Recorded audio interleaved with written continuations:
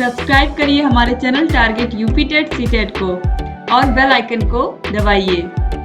Hello दोस्तों, मैं आनंद स्वागत करता हूं आप सभी का आपके अपने चैनल और app target UP TET CTET में। दोस्तों, हम आपके डीएलएड थर्ड सेमेस्टर के राजन सीरीज के सभी लघु उत्तरीय प्रश्नों को यहाँ पे मैं करा रहा हूँ आपको।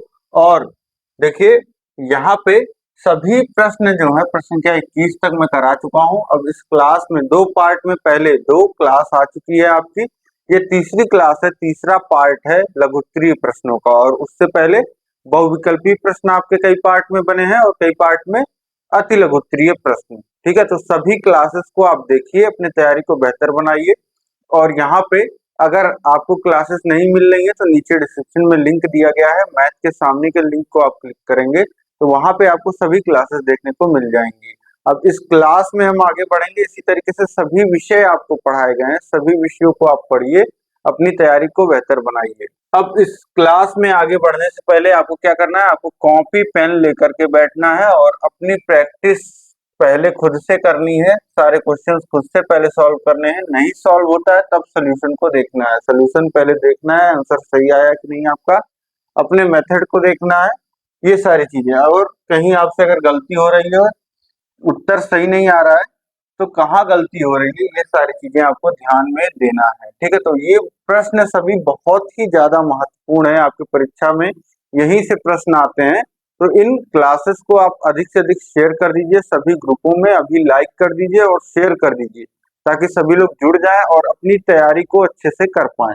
देखिए, यहाँ पे 21 नंबर प्रश्न तक हमने कर लिया था, प्रश्न संख्या 22 देखिए। अभिषेक के कमरे की लंबाई 4 मीटर, चौड़ाई 3.5 मीटर, ऊंचाई 3 मीटर है।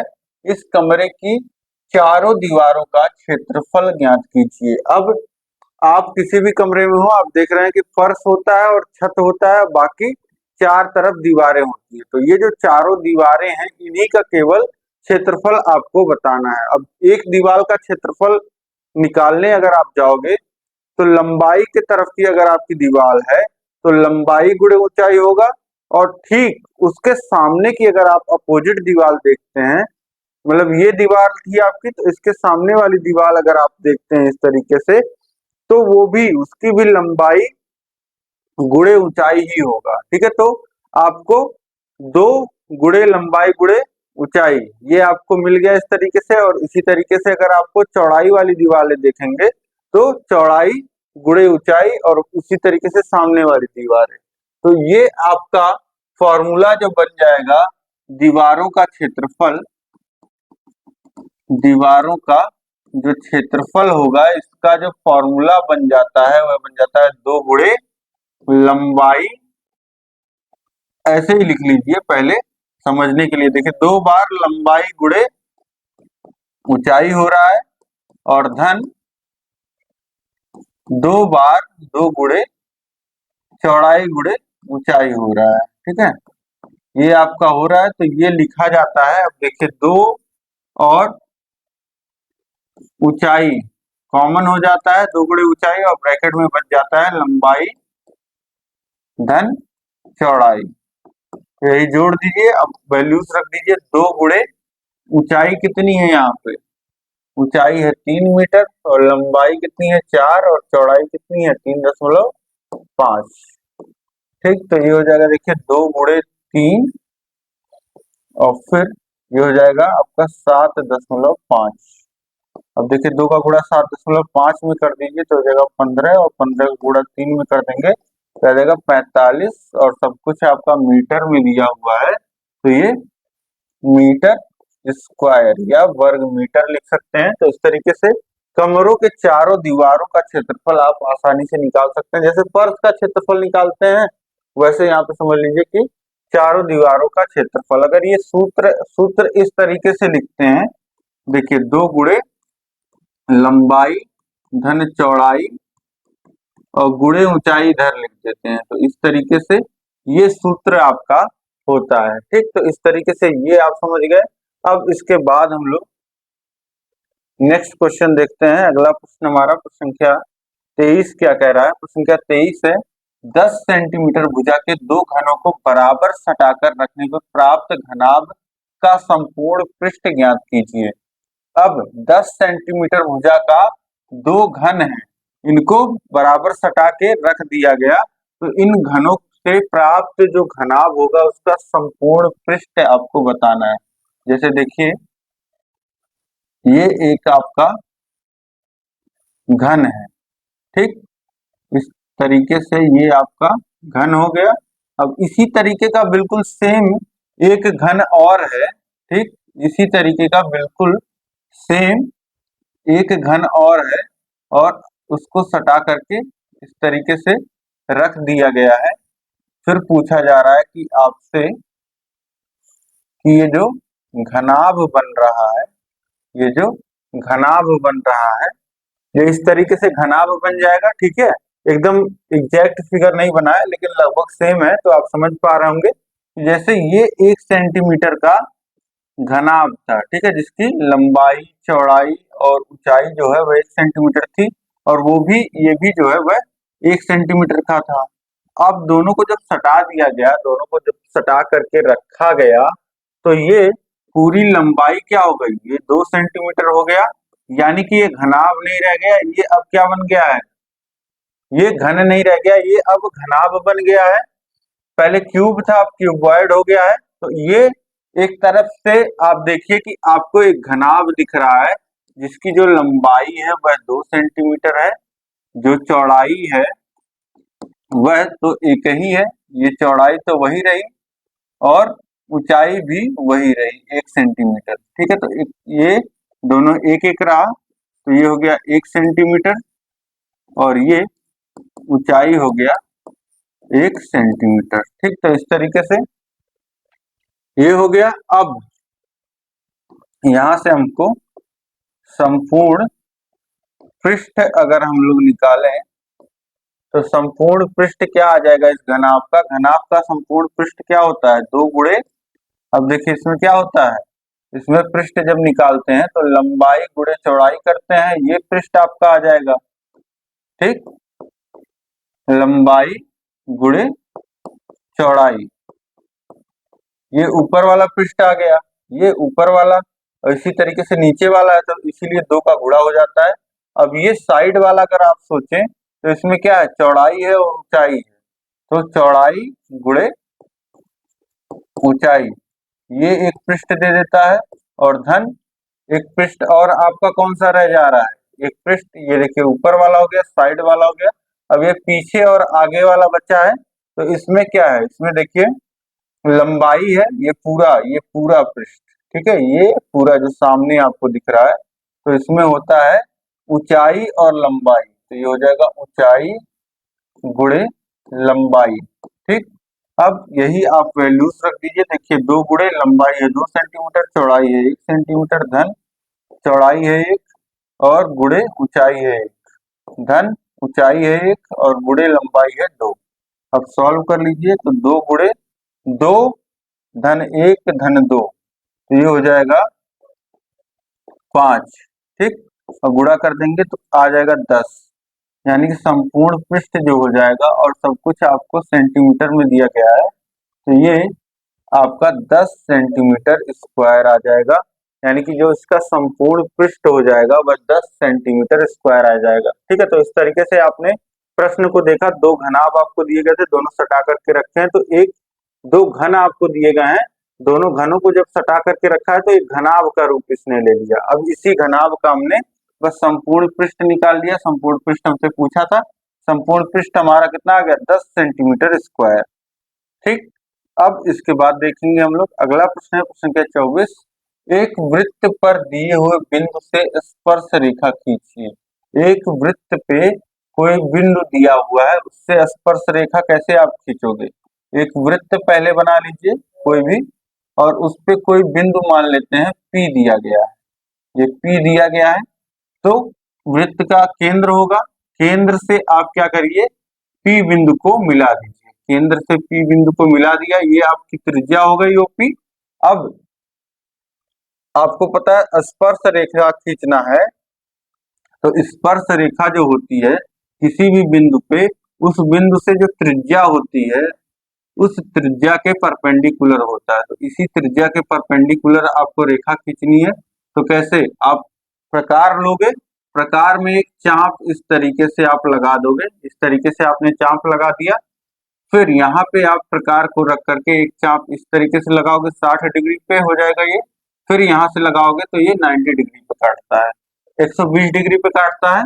फिर इस पे रख करके यहाँ एक चाप, फिर इस पे रख के यहाँ एक चाप इस तरीके से लगा दोगे, और उसके बाद ये P बिंदु और इसको मिला दोगे आप, तो ये आपका P बिंदु पे स्पर्श रेखा हो जाएगी। और इसके परपेंडिकुलर देखिए, ये जो OP है, OP त्रिज्या है, इसके परपेंडिकुलर आपको रेखा खींचना है, क्योंकि आपको पता है किसी बिंदु पे अगर कोई स्पर्श रेखा है, किसी बिंदु पे अगर कोई स्पर्श रेखा होगी तो वह उस बिंदु से होकर जाने वाली त्रिज्या के परपेंडिकुलर होगी। यानी कि अगर हम लोग ओपी के परपेंडिकुलर रेखा खींच दें तो यही जो हो जाएगा, यही आपका टेंजेंट हो जाएगा, यही स्पर्श रेखा हो जाएगा। ठीक है, तो इस तरीके से आप वृत्त पे किसी भी दिए हुए बिंदु पे कैसे स्पर्श रेखा खींच सकते हैं। आपको पहले उस बिंदु से उस बिंदु पे मिलाती हुई त्रिज्या खींच लीजिए और उस त्रिज्या के परपेंडिकुलर रेखा खींच लीजिए, वही आपकी स्पर्श रेखा हो जाएगी। ठीक, तो ये हो गया आपका प्रश्न संख्या 24 इस तरीके से। इसके बाद देखिए प्रश्न संख्या 25 क्या कह रहा है, 2.5 सेंटीमीटर त्रिज्या का एक वृत्त खींचिए जिसका केंद्र O है। इस वृत्त की दो त्रिज्याएं OA और OB इस प्रकार खींचिए कि कोण AOB जो है वह 120 अंश हो, और बिंदुओं A और B से वृत्त की स्पर्श रेखा खींचिए जो एक दूसरे को बिंदु P पे प्रच्छेदित करें। रचना भी लिखिए। अब देखिए 2.5 सेंटीमीटर त्रिज्या का एक वृत्त खींचना है, तो सबसे पहले आप रचना में लिखेंगे पहला स्टेप कि 2.5 सेंटीमीटर की एक रेखा खींचेंगे आप। ठीक, 2.5 सेंटीमीटर की आप इस तरीके से रेखा खींच लेंगे, और इस रेखा से इस तरीके से आप क्या करेंगे, वृत्त बना लेंगे। ये 2.5 सेंटीमीटर का आपने इस तरीके से वृत्त बना लिया। ठीक है, या प्रकार में सीधे आप लिख सकते हैं कि प्रकार में 2.5 सेंटीमीटर त्रिज्या का एक हमने वृत्त बना लिया। इस तरीके से लिख दीजिए कि 2.5 सेंटीमीटर का एक वृत्त खींचा। इसके बाद आपको क्या लिखना है, इसके बाद आपको लिखना है कि हमने एक ए बिंदु लिया, ए बिंदु लिया, ए बिंदु आपने लिया। इसके बाद ये O बिंदु है आपका, और O और A को आपने मिला दिया, O और A को आपने मिला दिया। अब इसके बाद यहाँ पे आप इस तरीके से चाप लगा दोगे, और उसके बाद यहाँ से फिर यहाँ लगाओगे, फिर यहाँ से आप इस पहले वाले चाप पे लगा दोगे, तो आपको 120 पे मिल जाएगा। ये पहले वाले चाप को जहाँ काट रहा है इसको आप मिला दोगे तो ये आपका 120 डिग्री हो जाएगा। ठीक है, और इसको आप बी बिंदु नाम दे दोगे। जहां से O और B को मिलाओगे, इस बिंदु को बढ़ाते हुए यहाँ तक केंद्र की परिधि तक ले जाएंगे, और जहां पे परिधि से टच करेगा वह B बिंदु हो जाएगा आपका। ठीक, अब ये आपका 120 अंश का कोण यहाँ पे बन गया। ठीक, तो इस तरीके से आपने वृत्त खींचा, आपने कोई एक बिंदु A चुन लिया, और इस तरीके से OA हो गया। अब OA से 120 डिग्री बनाते हुए आपने एक त्रिज्या और खींच दिया, और जहां मिला वो B बिंदु हो गया। अब इसके बाद ये 120 तक आपने अचीव कर लिया, कोण AOB 120 अंश हो गया। अब A और B बिंदुओं पे आपको वृत्त की स्पर्श रेखा खींचनी, तो बहुत ही आसान है। पिछले क्वेश्चन में मैंने आपको बताया किसी बिंदु पे स्पर्श रेखा खींचने के लिए उस पे परपेंडिकुलर रेखा खींच दीजिए उसके लंबवत, तो वो उसकी स्पर्श रेखा हो जाएगी। और इसको आगे बढ़ा दीजिए, इसी स्लोप में इसको आगे आप बढ़ा दीजिए। अब इसके बाद इसी तरीके से B बिंदु से स्पर्श रेखा खींच दीजिए, B बिंदु से जाती हुई स्पर्श रेखा आप खींच देंगे, और ये एक दूसरे को जहां काटेंगी उसको P बिंदु नाम लिख दीजिए। ठीक है, और इसी तरीके से आपको स्टेप्स में ये जो प्रक्रिया आपने किया वो लिख लेना है, यही आपका रचना हो जाएगा। ठीक है, तो इस तरीके से आसानी से इसको आप बना सकते हैं। इसके बाद देखिए प्रश्न संख्या 26 है, किसी वृत्त के केंद्र से 5 सेंटीमीटर की दूरी पर स्थित जीवा की लंबाई 24 सेंटीमीटर है। उस जीवा की लंबाई ज्ञात कीजिए जो केंद्र से 12 सेंटीमीटर की दूरी पर स्थित है। ठीक, अब यहाँ पे क्या बोल रहा है कि एक वृत्त है, किसी वृत्त में केंद्र से 5 सेंटीमीटर की दूरी पे स्थित जो जीवा है उसकी जो लंबाई है वह 24 सेंटीमीटर है। तो उस जीवा की लंबाई ज्ञात कीजिए जो केंद्र से 12 सेंटीमीटर की दूरी पे स्थित हो। इसको आप समझिए इस तरीके से फिगर के माध्यम से, जैसे केंद्र है और फिर अब कोई जीवा है, इस तरीके से यहाँ पे एक जीवा बना दीजिए। ये O बिंदु है, ये आपकी AB जीवा हमने मान लिया। अब जीवा, केंद्र से जीवा की दूरी क्या होती है, इसी केंद्र से जीवा पे लंब डाल देते हैं। हम कभी भी दूरी जो मेजर करते हैं वह लंबवत मेजर करते हैं। ठीक है, तो ये OP की जो लंबाई हो जाती है यही दूरी हो जाती है। अब आपसे बोल रहा है कि जो किसी वृत्त में केंद्र से 5 सेंटीमीटर की दूरी पे स्थित जीवा की लंबाई 24 सेंटीमीटर है, 5 सेंटीमीटर पे स्थित है और इसकी लंबाई जो है वह 24 सेंटीमीटर है। AB की जो लंबाई है वह 24 सेंटीमीटर है। तो आपसे पूछ रहा है फिर उस जीवा की लंबाई ज्ञात कीजिए जो केंद्र से 12 सेंटीमीटर की दूरी पर स्थित हो। ठीक, अब देखिए केंद्र से दूरी और ये हो जाता है जीवा की लंबाई। अब एक चीज यहाँ पे देखिए आप, जो केंद्र से दूरी आपकी है 5 सेंटीमीटर, तो जीवा की लंबाई जो है वह 24 सेंटीमीटर है। ठीक, अब जैसे जैसे इसको हम लोग केंद्र से और दूर करते जाएंगे, आप देखिए कि जीवा की जो लंबाई है वह छोटी होती जा रही है। ठीक, केंद्र से दूरी बढ़ेगी तो जीवा की लंबाई घटेगी और केंद्र के पास जाएंगे तो जीवा की लंबाई जो है वह बढ़ेगी। अगर केंद्र से दूरी घटाते हैं तो जीवा की लंबाई जो है वह बढ़ रही है।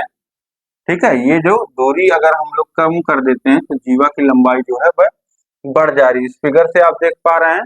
तो यहाँ पे अगर जीवा की लंबाई ज्ञात कीजिए जो केंद्र से दूरी 12 सेंटीमीटर है, तो मान लेते हैं कि x दूरी पे है। ठीक, तो अब देखिए यहाँ पे जैसे जैसे यहाँ पे समानुपात का नियम लागू होता है। कैसे, जिस अनुपात में दूरी बढ़ेगी उसी अनुपात में जो है वह आपका दूरी बढ़ा तो उसी अनुपात में आपकी जीवा की जो लंबाई हो जाती है वह छोटी हो जाती है। ठीक है, और यहाँ पे प्रतिलोम समानुपात का आप देख पा रहे हैं कि एक राशि जो है दूरी बढ़ रही है तो जीवा की जो लंबाई है वह घट रही है, तो इसीलिए तीर जो है अपोजिट लगा देंगे और यहाँ पे समानुपात कैसे लिखते हैं, 5/12 लिखेंगे इस तरीके से और ये लिखेंगे x/24।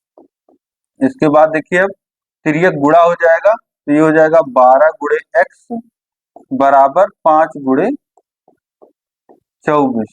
इसको सॉल्व करिए तो x बराबर आ जाएगा 5 गुणे 24 बटे 12। अब 12 से 24 को काटेंगे 2 बार में कट जाएगा, x बराबर हो जाएगा 5 गुणे 2 तो हो जाएगा 10।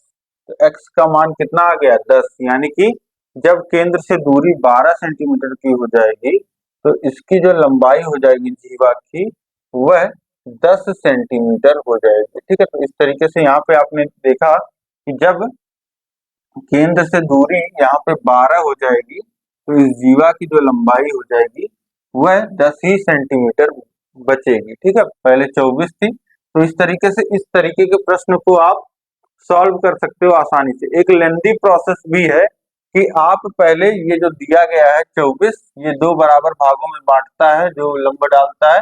अब ये देखिए 5 और 12 हो गया और इसको अगर आप निकालोगे रेडियस, तो रेडियस आप निकाल लोगे तो ये आपका 144 और ये 25, ये आपका हो जाएगा 139, ये 13 आ जाएगा। रेडियस आर की वैल्यू 13 आ जाएगी। तो फिर उसके बाद जो आपसे कहा है कि ये जो जीवा की दूरी है वह 12 हो जा रहा है, तो 12 रख के और ये 13 रख के आप निकालोगे तो ये आपको 5 मिलेगा और 5 दूनी 10 मिल जाएगा। यानी कि जो जीवा की लंबाई है वो 10 मिल जाएगी। उस तरीके से भी आप सॉल्व करोगे, लेकिन ये तरीका आपका शॉर्ट हो जाता है, आसान हो जाता है। ठीक, ये समझ गए होंगे आप। इसके बाद हम लोग देखते हैं अगला प्रश्न है, प्रश्न संख्या 27। चित्र ओ में वृत्त चित्र में ओ वृत्त का केंद्र है और कोण ओ बी सी 15 अंश। कोण ओ बी सी यानी कि ये वाला कोण जो दर्शाया गया है ये 15 अंश का है। तो कोण बी ए सी, कोण बी ए सी यानी कि यह वाला कोण, और कोण बीई सी, कोण बीई सी यानी कि यह वाला कोण का मान ज्ञात कीजिए। अब देखिए 2018 में पूछा हुआ प्रश्न है, बहुत ही महत्वपूर्ण प्रश्न है। आपको एक कोण दिया गया है इस चित्र में और दो कोण पूछ रहा है। ठीक, उससे मतलब नहीं है। यहाँ पे आपको कोण आप आसानी से निकाल सकते हैं। कैसे निकालेंगे? आप देखिए OB और OC जो है वह दोनों ही त्रिज्याएं हैं। ठीक है, तो आप लिख सकते हैं त्रिभुज OBC में, ये वाला जो त्रिभुज है इसमें देखिए आप, इस त्रिभुज को देखिए ये कैसा त्रिभुज है। ये भुजा और ये भुजा जो है वह बराबर है। ठीक, ये दोनों भुजाएं बराबर हैं, यानी कि इनके आमने सामने के कोण भी बराबर होंगे, यानी कि कोण OCB बराबर हो जाएगा कोण जो आपको दिया गया है OBC। OBC इस कोण के यानी कि कोण OCB का जो मान आ जाएगा वह कितना आ जाएगा? वह आ जाएगा 15 अंश, यानी कि यह भी कोण आपका 15 अंश हो गया। अब इसी त्रिभुज में तीनों अंतः कोणों का योग कितना होगा? यहाँ पे लिखेंगे आप तीनों कोण धन धन और बराबर हो जाएगा 180 अंश के, और यह कोण आ जाएगा आपका 180 माइनस 15 धन 15 30 यानी कि 150 अंश।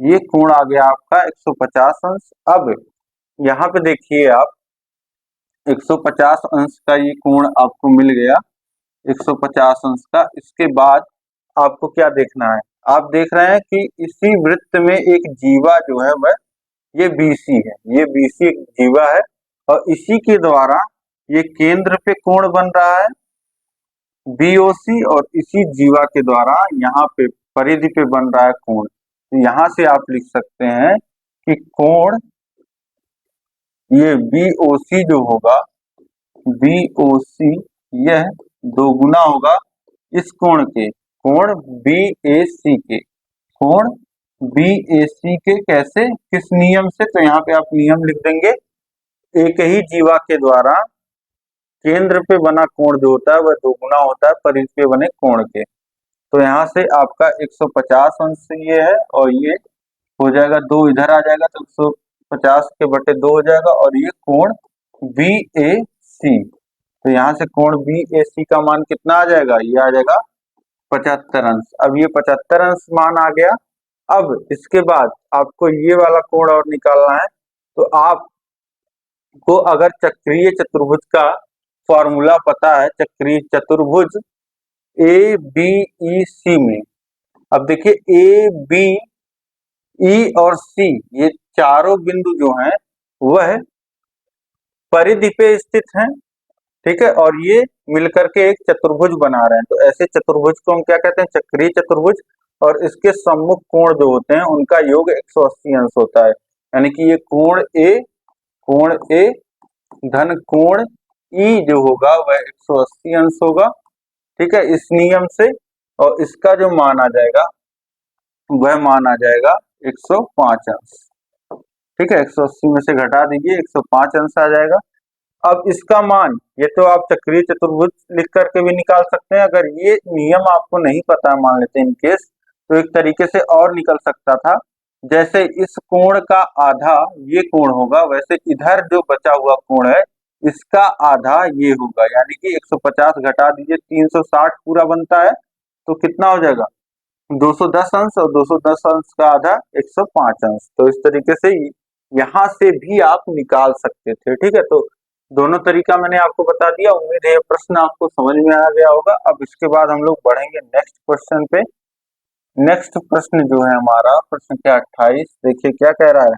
प्रश्न संख्या 28 है कि 15x³ माइनस 20x² धन 13x माइनस 12 में 3x माइनस 6 को भाग दे करके भागफल तथा शेषफल ज्ञात कीजिए। देखिए 3x माइनस 6 से हमको भाग देना है किसमें, 15x³ minus 20x² plus 13x minus 12। ठीक, अब जिसमें भाग देना होता है और जिससे भाग देना होता है, दोनों के पहले पदों को हम देखते हैं। देखिए 3x से भाग देना है 15x³ में, तो हम सोचेंगे कि 3x में हम किससे गुणा करें कि वह 15x³ बन जाए। ठीक, तो 15x³, अब देखिए 3 को 15 बनाने के लिए पहले तो 5 से गुणा करना पड़ेगा और x को x³ बनाने के लिए x² से गुणा करना पड़ेगा, यानी कि 5x² से अगर गुणा कर दे रहे हैं तो ये 15x³ हो जाएगा। अब 5x² का गुणा होगा तो इस पूरे में होगा, तो 3x में गुणा होगा तो 15x³ हो जाएगा और माइनस 6 में गुणा होगा तो ये 30 और x² माइनस 30x² हो जाएगा। अब इसके बाद देखिए यहाँ पे घटता है, तो ये प्लस था तो माइनस हो जाएगा, ये माइनस था तो प्लस हो जाएगा। अब ये कैंसिल हो गया। अब ये देखिए माइनस 20x² और प्लस 30x² यानी कि प्लस में 10x² बच जाएगा यहाँ पे। अब इसके बाद अगला पद उतर जाएगा 13x। अब यहाँ पे देखिए 10x² है और यहाँ पे 3x है, तो 3 को 10 बनाने के लिए किससे गुणा करना पड़ेगा, 3 को 10 बनाने के लिए 10/3 से गुणा करना पड़ेगा और x को x² बनाने के लिए x से गुणा करना पड़ेगा। तो 10/3 x से गुणा करेंगे तो हो जाएगा 10x² और फिर माइनस 6 से गुणा करेंगे तो 6 दो बार से कट जाएगा और 2 बचेगा, उसका गुणा 10 में हो जाएगा तो ये माइनस 20 हो जाएगा, माइनस 20x। अब इसके बाद घटाइए, ये माइनस ये प्लस, ये पूरा कट जाएगा, ये 13x धन 20x, ये हो जाएगा 33x और माइनस 12। अब इसके बाद देखिए 3x को 33x बनाना है तो धन 11 से गुणा कर लीजिए, धन 11 से गुणा करेंगे तो हो जाएगा 33x और फिर माइनस 6 का गुणा होगा 11 में तो माइनस 66 आ जाएगा। इसके बाद देखिए घटा लीजिए, चिन्ह परिवर्तित हो जाएंगे, ये 33x पूरा घट जाएगा, कट जाएगा और ये आपका प्लस 36 प्लस 66 और माइनस 12, ये आपका कितना हो जाएगा, हो जाएगा आपका 54। यानी कि आपका ये 54 जो आया, इसी को क्या कहते हैं, शेषफल कहते हैं, शेषफल कहते हैं। ये 54 आपका शेषफल जो हो गया 54 हो गया और जो भागफल हुआ वह ये हो गया 5x² प्लस 10/3x प्लस 11। ठीक है, तो इस तरीके से ये आसानी से आप भाग दे सकते हैं, बिल्कुल बेसिक से मैंने आपको बता दिया है। ये प्रश्न समझ गए आप। इसके बाद हम लोग देखेंगे अगला प्रश्न है, प्रश्न संख्या हमारा 29 होगा। अब देखिए 29 को समझिए, तो 29 में क्या कह रहा है कि एक कक्षा के 40 विद्यार्थियों के किलोग्राम में भार के आंकड़े निम्नवत हैं। यहाँ पे देखिए भार दिया गया है और उसकी बारंबारता दी गई है। ठीक, कक्षा के विद्यार्थियों के भार का समांतर माध्य ज्ञात कीजिए। अब यहाँ पे देखिए हम लिख लेते हैं, ये x है और ये f है और ये x गुणे f लिखा जाता है। ठीक है, fx लिखा जाता है या xf लिखा जाता है। अब देखिए कि 40 किलोग्राम के 8 बच्चे हैं। ठीक, एक कक्षा के 40 विद्यार्थियों का लिखा है, अब 41 किलोग्राम के 4 बच्चे हैं, तो इसी तरीके से इसको लिख लेते हैं। पहले 40 किलोग्राम के आपके 8 बच्चे, 41 किलोग्राम के कितने हो गए, 40 किलोग्राम के 4 हैं, 42, 43, 44 और 45। ठीक, अब 42 के कितने हैं, 42 के 6 हैं और फिर 43 के 10 हैं, और 44 और 45 के 6 और 6 हैं। ठीक, अब देखिए, हम जब समांतर माध्य निकालते हैं तो समांतर माध्य का फॉर्मूला क्या होता है? समांतर माध्य का जो फॉर्मूला होता है वह तो sigma F x by sigma F. Sigma मतलब होता है जोड़, यानी कि सभी पदों का, जितने भी पद हैं आए हैं उन पदों का योग और बटे पदों की संख्या। तो यहाँ पे देखिए 40 के 8 पद आए हैं, तो उनका योग कितना हो जाएगा? गुणा करके निकाल लेंगे। 40 को 8 बार जोड़िए या 40 का 8 में गुणा कर दीजिए, ये कितना हो जाएगा? 320। अब इसके बाद 41 का आप गुणा कर लीजिए 4 में, तो ये हो जाएगा आपका 4 और 4 चौक 16। ठीक, 6 दूनी 12, हासिल लगा 1, 6 चौक 24, 1 25। ठीक, इसके बाद देखिए गुणा करेंगे 10 हैं तो ये हो जाएंगे 430। फिर 6 हैं तो 6 चौक 24 के 4 और हासिल लगा दो, 6 चौक 24, 2 26। फिर इसके बाद देखिए 6 25 30, हासिल लगा 3, 6 चौक 24 और 3 27।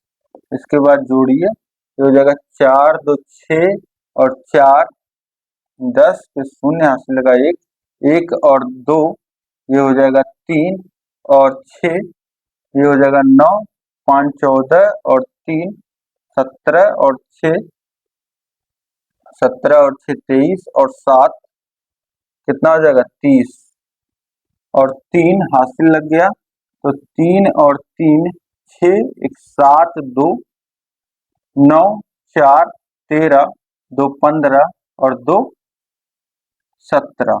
ये आपका आ गया 1700।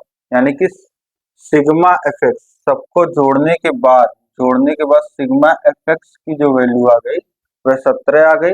और सिग्मा एफ आपका 40 छात्रों का आंकड़ा दिया है, तो जोड़ेंगे तो ये 40 ही आएगा। 8 4 12, 6 18, 10 28 और 6 34 और 6 40। ठीक, तो यहाँ पे वैल्यूज बस पुट करना है आपको। ये हो गया 1700, 1700 बटे 40 बच्चे हैं, शून्य से शून्य कट जाएगा और उसके बाद 4 से काटेंगे 170 को, तो ये 4 चौक 16 4 बार, और उसके बाद बचा कितना? 10 2 बार, फिर बचा 2, तो ये 20 हो जाएगा, तो 5 बार चला जाएगा, यानी कि 42.5। यानी कि समांतर माध्य जो आ जाएगा वह 42.5 किलोग्राम आ जाएगा। ठीक है, तो इस तरीके से इसको आप आसानी से निकाल सकते हैं। बस आपको ये कैलकुलेशंस का थोड़ा सा ध्यान रखना होगा। ठीक है, और देखिए 42.5 यानी कि यहाँ कहीं आपका आ रहा है औसत।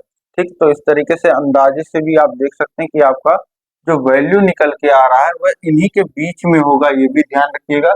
अगर कहीं 40 से कम 45 से ज्यादा आ रहा है तो तब तो निश्चित ही गलत है, ये ध्यान रखिएगा।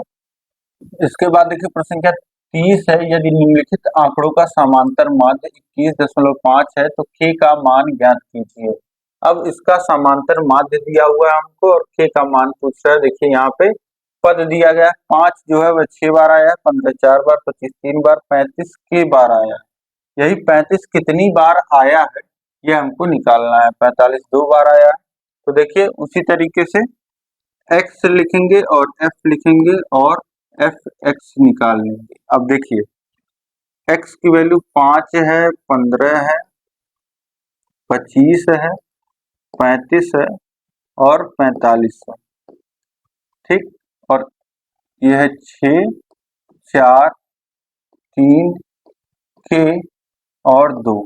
अब गुणा कर लीजिए, 5 6 30, 15 चौको 60 और 25 3 75, 35 का गुणा होगा k में, तो ये 35 k लिख दीजिए और 45 दूनी 90। अब इसको देखिए सबको जोड़ लीजिए। अब जो ये संख्याएं हैं उनको संख्याओं में जोड़ लीजिए। देखिए 30 और 60 90 और ये हो जाएगा 75 165 और 190 255 और धन 35 के अलग से लिख लीजिए, ये इसमें जुड़ेगा नहीं अंकों में, तो ये 35K और धन 255 ये आ गया। और सिग्मा एफ एक्स कितना आ जाएगा, सिग्मा एफ कितना आ जाएगा, ये आ जाएगा 6 4 10 13 और 2 15, 15 धन के, ये आ गया। अब इसके बाद जब हम लोग समांतर माध्य का फॉर्मूला लिखेंगे तो ये होगा sigma F x by sigma F. अब सिग्मा एफ एक्स की तो वैल्यू ये है और सिग्मा एफ की ये है, लेकिन समांतर माध्य भी हमको दिया गया है 21.5, तो वैल्यू रख लेंगे 21.5 और ये हो गया 255 धन 35K और बटे में है 15 धन के। ठीक, अब देखिए इसके बाद तिर्यक गुणा कर लीजिए, तो यहाँ पे तो हर में एक है, एक का गुणा हो जाएगा उधर, और 21.5 गुणे 15 धन के हो जाएगा, ये 15 धन के और बराबर 255 धन 35K। अब देखिए के दोनों तरफ आ रहा है तो हमको सॉल्व करना पड़ेगा, नहीं तो 21.5 को उधर भेज देते हैं और अंक कट जाता, तब हम 15 को उधर भेजते, फिर बाद में के की वैल्यू निकाल लेते, लेकिन यहाँ पे ऐसा नहीं कर सकते हैं, तो अब हमको गुणा ही करना पड़ेगा। अब देखिए 15 25 75 के 5 हासिल लगा 7 और 15 का नम 15 और 7 22 के 2 हासिल लगा 2 और 15 दूनी 30 2 32, ये आ जाएगा और दशमलव लगा दीजिए, आ गया 322.5 और ये 21.5 के हो जाएगा। इसके बाद देखिए ये 255 धन 35K, अब उधर 35K है और इधर 322 मतलब 5 है, ये घट जाएगा 255 और उधर भेज दीजिए 35K में से 21.5 के घट जाएगा। अब घटाइए 21.5 के 35 में से, तो ये समझ लीजिए आप 22 घटा रहे हैं, 22 घटाएंगे तो 13 बचता और ये हो जाएगा 13.5 के बचा। और उधर क्या बचेगा, इधर देख लीजिए आप, इधर आपका 300 में ये कितना कम है, ये 45 कम है और 22 और 45 में आप 22 जोड़ेंगे तो 65 67.5, ये आ गया आपका 67.5।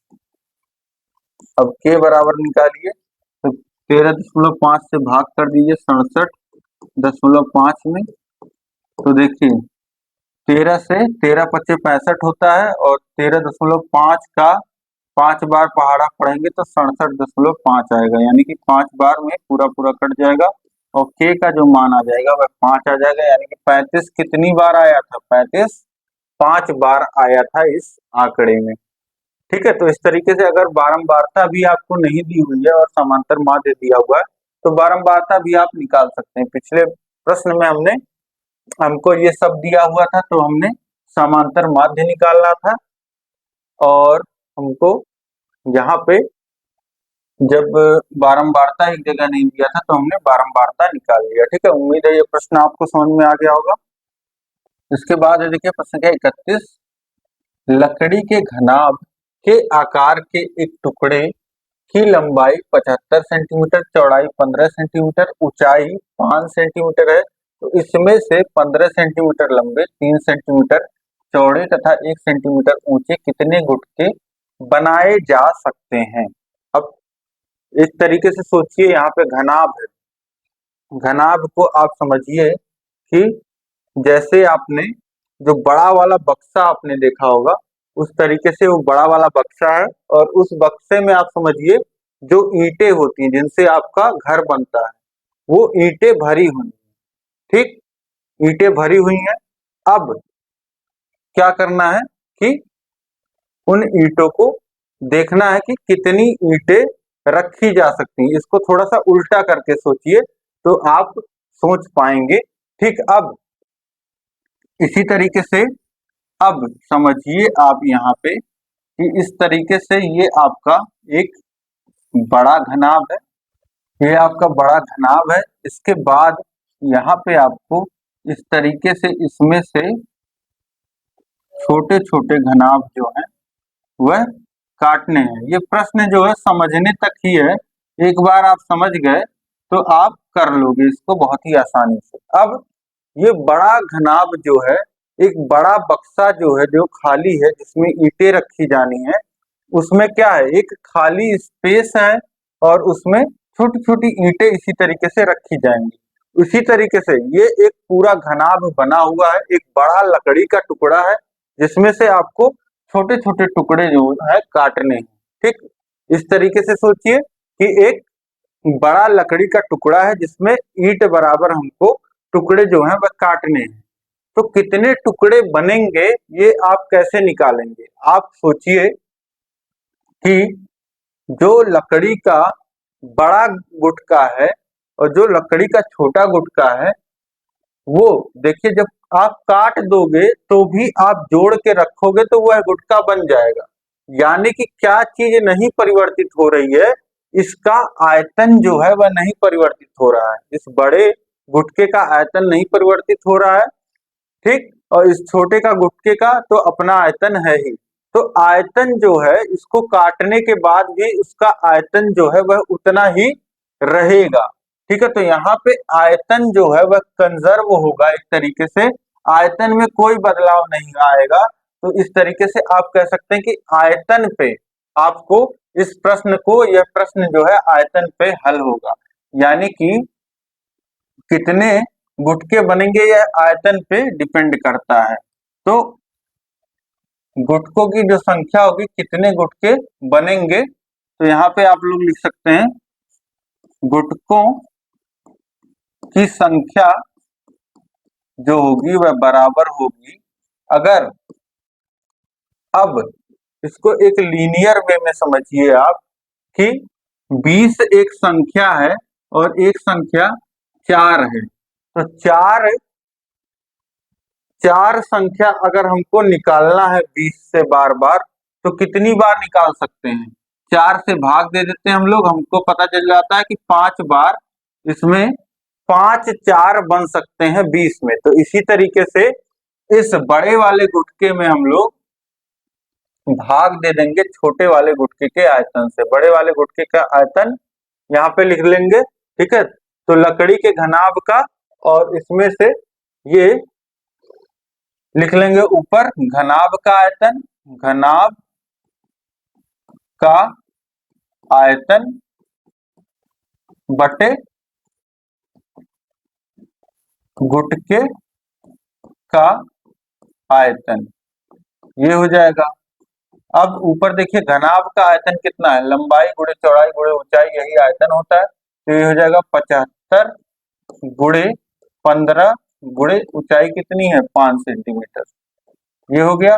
और गुटके का, और गुटका जो है वह 15 और 3 और 1 का है, यानी कि 15 गुणे 3 गुणे 1। अब यहाँ पे काट लीजिए, देखिए 15 से तो 15 कट जाएगा और 3 से 75 को काटेंगे तो 2 और 5 25। अब 25 का गुणा 5 में कर लीजिए तो ये आ जाएगा 125, यानी कि 125 गुटके बनाए जा सकते हैं इस बड़े वाले घनाभ से। ठीक है, तो इस तरीके से मैंने आपको पूरी कोशिश की है कि आपको ये समझ में आ जाए कि यहाँ पे आयतन के माध्यम से, जैसे मैंने संख्या का भी एग्जाम्पल दे दिया, आपको बक्से का भी एग्जाम्पल दे दिया, लकड़ी के गुटके का भी एग्जाम्पल दे दिया, तो एक तस्वीर आपको दिमाग में बन गई होगी और आसानी से अब आपको समझ में आ पा रहा होगा। ठीक है, आप इसको सॉल्व कर लोगे। इसके बाद देखते हैं हम लोग अगला प्रश्न, प्रश्न संख्या 32। क्या कह रहा है, 1000 रुपए का 10% वार्षिक ब्याज की दर से 2 वर्ष का चक्रवृद्धि ब्याज ज्ञात कीजिए। तो देखिए हमारा मूलधन कितना है, मूलधन है 1000 और जो दर है वह 10% की है और 2 वर्ष का चक्रवृद्धि ब्याज हमको निकालना है। समय जो है हमारा वह 2 वर्ष है, चक्रवृद्धि ब्याज हमको निकालना है। तो चक्रवृद्धि ब्याज का फॉर्मूला क्या हो जाएगा, कंपाउंड इंटरेस्ट चक्रवृद्धि ब्याज बराबर आप लिखेंगे P into 1 + R/100 to the power t और माइनस फिर ये तो आपका मिश्र धन देता है और मूलधन घटा देंगे तो आपको इंटरेस्ट मिल जाएगा। तो ये हो गया आपका 1000 ब्रैकेट में 1 प्लस आर 100, आर 10 है, 10/100, टी जो है वह 2 है और जो आपका मूलधन है वह 1000। अब इसको सॉल्व करिए। यहाँ तो देखिए सबसे पहले 10 का एक शून्य और बटे 10 में भाग हो रहा है 100 से, तो शून्य शून्य कट जाएगा, 1/10 बचेगा। अब ये हो गया 1000 गुणे, अब देखिए ये है 1 धन 1/10, यानी कि हर समान कर लेंगे तो पूरे के बटे 10 आ जाएगा। इस 10 का गुणा 1 में होगा तो 10 हो जाएगा, 10 धन 1 11 हो जाएगा। और 11/10 का स्क्वायर है तो 2 बार गुणा, तो 11/10 गुणे 11/10 और माइनस यहाँ 1000। अब ये देखिए 3 पद हैं जिनका आपस में गुणा हो रहा है और एक पद घट रहा है, तो यहाँ पे इन तीनों पदों को पहले सॉल्व कर लीजिए। देखिए नीचे 10 गुणे 10 है, एक एक शून्य कट जाएगा और ये हो गया आपका 10। अब देखिए 11 का गुणा 11 में करेंगे तो 1 और फिर ये आपका 121 आ जाएगा और शून्य और उसके बाद माइनस 1000। 1210 में से 1000 घटा देंगे तो 210 बच जाएगा। तो यही 210 रुपए आपका 1000 रुपए का 10% वार्षिक ब्याज की दर से 2 वर्ष का चक्रवृद्धि ब्याज, यही आपको निकालना था। 210 रुपए आपका आ गया। ठीक है, तो यहाँ तक प्रश्न आपको सभी समझ में आ गए होंगे उम्मीद है। तो इस क्लास को आप लाइक कर दीजिए, अधिक से अधिक शेयर कर दीजिए अपने सभी दोस्तों में, सभी खास मित्रों में। और चैनल को अभी तक अगर आपने सब्सक्राइब नहीं किया तो सब्सक्राइब कर लीजिए और नीचे उसके बगल होता है बेल आइकन, उस पे ऑल सेलेक्ट कर लीजिए ताकि सभी नोटिफिकेशंस जो हैं आपको मिल पाए और इसी तरीके से आपको सभी क्लासेस मिलती रहें, कोई क्लासेस आपसे गैप ना हो। कोई भी क्लास आप छोड़ोगे तो कुछ प्रकार के प्रश्न आपसे छूट जाएंगे, आपकी प्रैक्टिस छूट जाएगी। तो मान लेते हैं आपको वो प्रश्न कभी आपने सॉल्व भी किया हो तो भी आप परीक्षा में कहीं ना कहीं गलती कर दोगे और या फिर आपका टाइम जो है ज्यादा लग जाएगा। तो इसलिए आप सभी क्लासेस को प्रैक्टिस करके जरूर जाइए ताकि आपका सभी जो प्रश्न है, सभी तरीके के प्रश्न जब आप किए रहोगे तो आप कहीं रुकोगे नहीं, जल्दी से जल्दी सभी प्रश्नों को सॉल्व कर लोगे और 25 में 25 स्कोर आप करके ही आओगे अगर आप सभी क्लासेस देख के जाओगे। तो उम्मीद है कि सब कुछ यहाँ पे समझ में आ गया होगा। कहीं कोई दिक्कत हो तो कमेंट करके आप मुझे बताइए। ये क्लास आपको कैसी लगी है कमेंट करके बताइए। सब कुछ समझ में आ गया तो यस कमेंट कर दीजिए और इस वीडियो को शेयर कर दीजिए। अब हम लोग देखिए इसी तरीके से कुछ क्लासेस में और इसको पूरा लघुत्तरीय प्रश्नों को भी हम समाप्त कर लेंगे। आगे के प्रश्न हम नेक्स्ट क्लास में देखेंगे। इसी तरीके से सभी विषयों के क्लास आपको पढ़ाए गए हैं, सभी विषयों का लिंक नीचे डिस्क्रिप्शन में दिया गया है। सभी विषयों को पढ़िए, अपनी तैयारी को बेहतर बनाइए। इसी तरीके से लगातार मैं आपके लिए लगा हुआ हूँ, तो इसको वीडियोस को सभी तक पहुंचाइए। ठीक है, तो हम लोग मिलेंगे नेक्स्ट क्लास में और नीचे ऐप का भी लिंक दिया गया है, ऐप को भी आप डाउनलोड कर लीजिए।